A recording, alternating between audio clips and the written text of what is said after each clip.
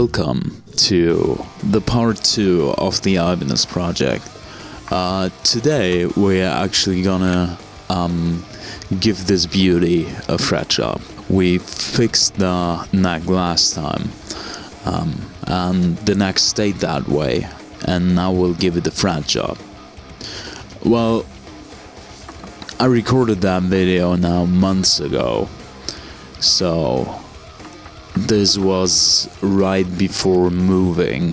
The only thing that I was able to was edit this video. There will be 2 or 3 more, and I didn't do the voiceover, which I gonna do now, but which is already in the new flat. About the new flat, yeah, I was moving because I changed my employer, and basically before that I had to drive to work like 1 hour and 1 hour back, which was definitely too much. So I moved closer to my new work, and I can just put the strings down there, and right now one of those springs will gonna slip. Yeah, happens from time to time. Yeah, I got a bigger flat and dedicated one room only for guitar stuff and recording and shit like that. If you're actually interested in setting up a Floyd Rose, I won't do this now like step by step. I won't explain anything here how to disassemble everything, because I got a dedicated video of that, which I uploaded a couple of months ago. It's called the Ultimate Floyd Rose Guide, how to set up your Floyd Rose or something like that. You gotta find it. So yeah, what I gonna do now is I disassemble the guitar usually when I get a new one, like completely, only to see if every part is working, and to clean underneath everything. That's just a fucking habit.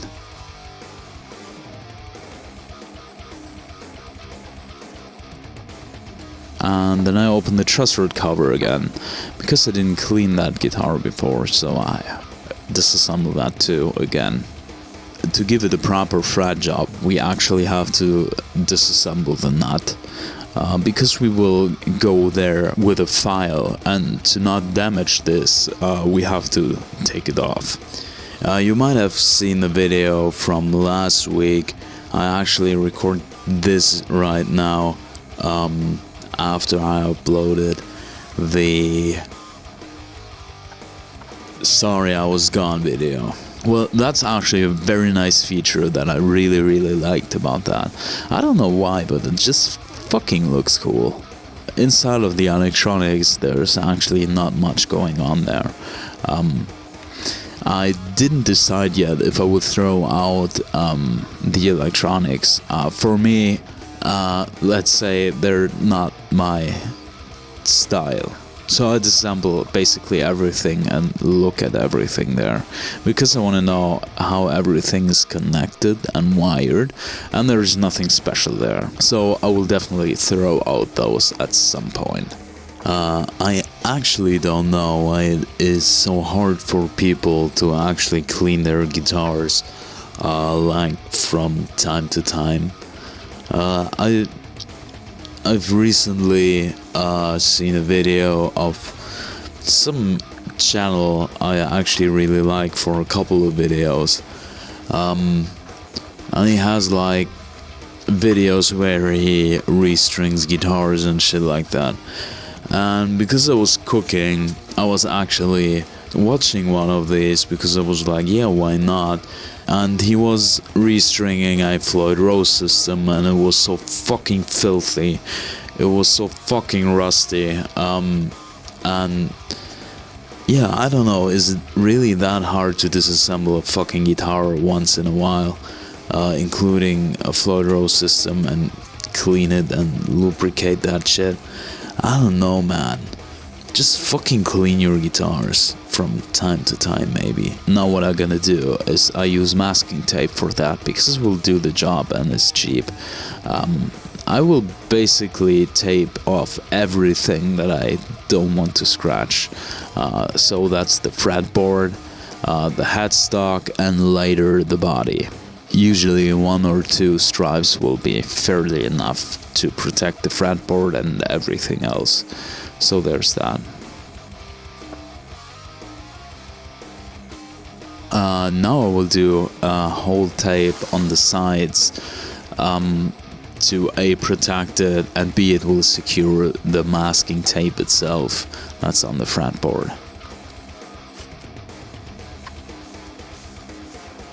So the next thing is going to be, I'm gonna paint the frets with a marker.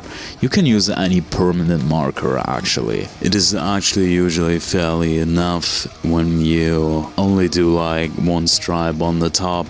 You don't need to like paint the whole fret wire.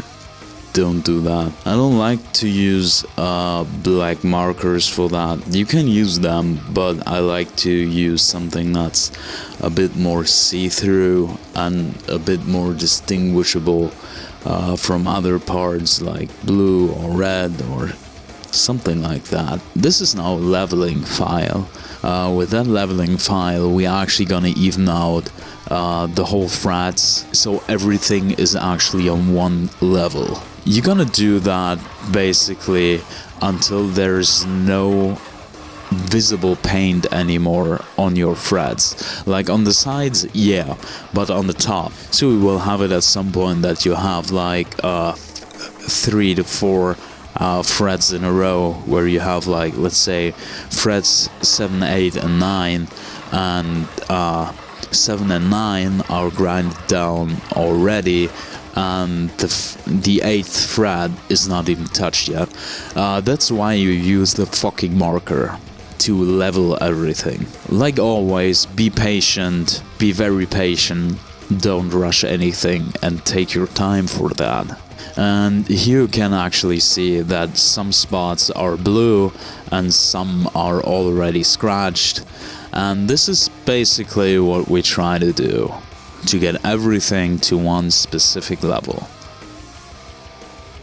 So you actually repeat all of that until there is no marker left. So you actually scratched every surface.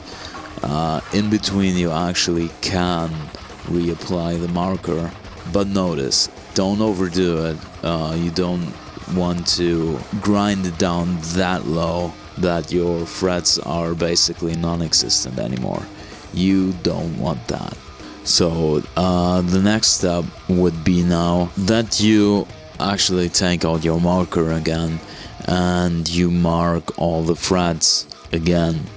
We're gonna use now a fret file. With that fret file, because the surface of your fret is not completely flat and you don't want that, we take the fret file and give the fret its roundness again. You file it that much with that fret file until you only got a very small strip of the marker left on top, because that's the last point you're gonna file with the fret file. Don't overdo it because you still want to keep the leveling. So if you want to be very sure, only file down until there's still a very small and slim strip left on the frets.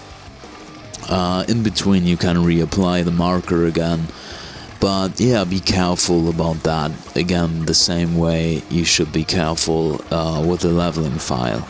Then also, you can actually file with that past the last strip, but keep an eye on that you really only scratch it, and so you don't take off the leveling that you did before, because you can fuck up here actually.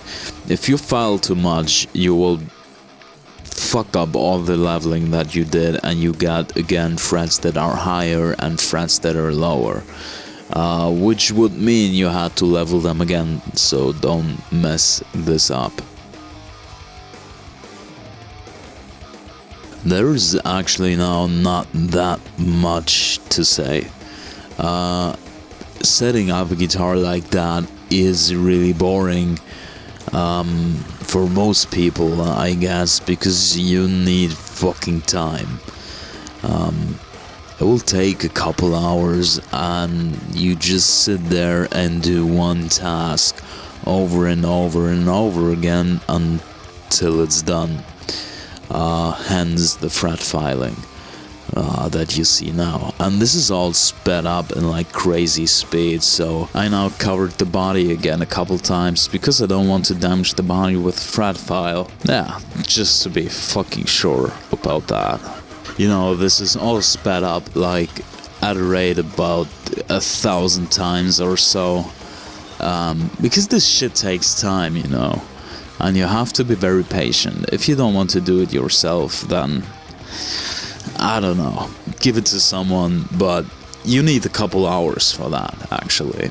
All the videos, actually, I would need to look that up, but I did this video in one go with the one before and the two that comes after it, and it was about 6 hours of footage.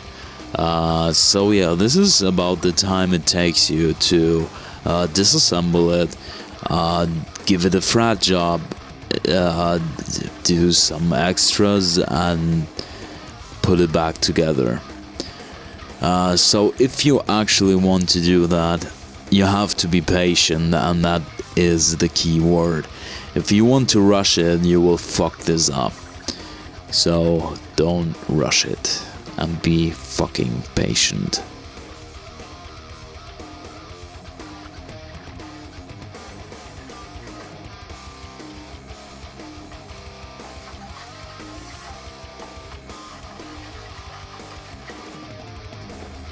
So, what we're gonna do now is we take abrasive fabric and polish the frets. If you will have sandpaper, that would be probably around 1,500 to 2,000 a grit or something like that. What's actually interesting, you can sometimes see me grab the pile of strings that I have on the desk left, and I actually use it to check if the frets are already polished enough. So if you don't polish them, they get this grinding feel that if you would put your string over a very rough surface, and it doesn't feel nice to play on that. So I sometimes grab the stack of strings there and push them against the frets and see if they're polished enough now. And again, also this step takes like a lot of time. So be patient, don't rush it.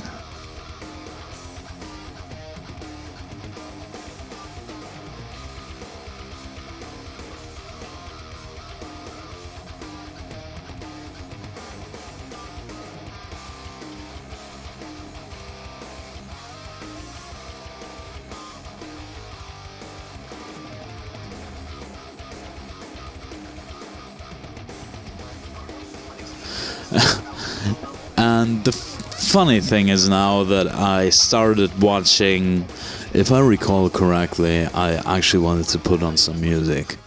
Why did crocodilians survive the extinction at the end of the age of dinosaurs, but all the non-avian dinosaurs died out? Yeah, it's basically a video about fucking dinosaurs, and I actually wanted to listen to some music, but then in my recommended there was somehow a video about dinosaurs, and then I started fucking watching it. So you can watch me now watching a video about dinosaurs.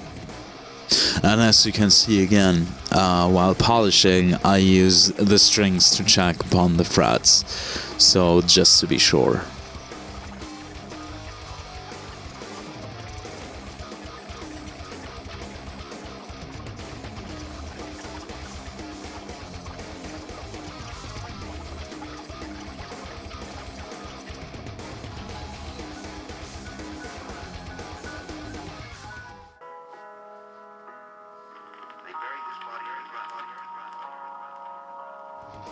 And that's basically what I do. I take the strings and check every fret if it's polished enough.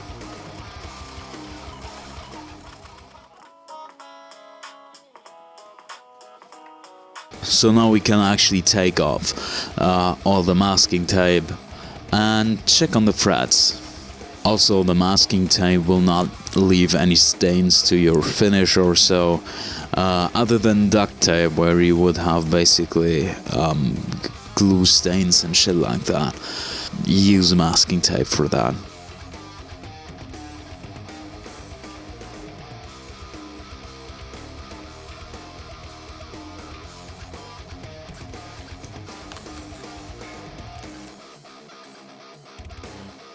And these are the frets now.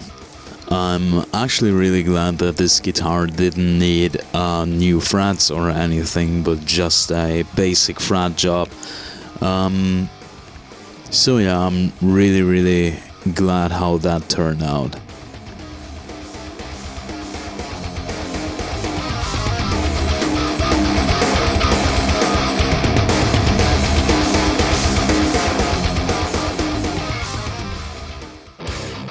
In the next episode of the HR Geiger Ibanez project, how to ruin a perfectly fine and valuable guitar, including making Bernth angry, piss off a lot of Ibanez collectors, and in general, piss off collectors, and making sure that this guitar loses completely in value and nobody will ever buy it again. Until next time.